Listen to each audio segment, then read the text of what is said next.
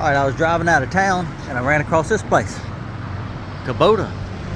Check out what Kubota makes. That's a normal tractor right there. But these are pretty cool. Check out this thing.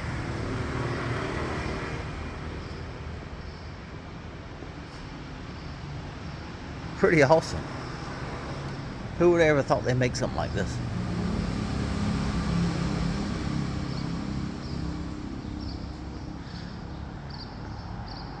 I guess these are for rice. That's a rice thatcher.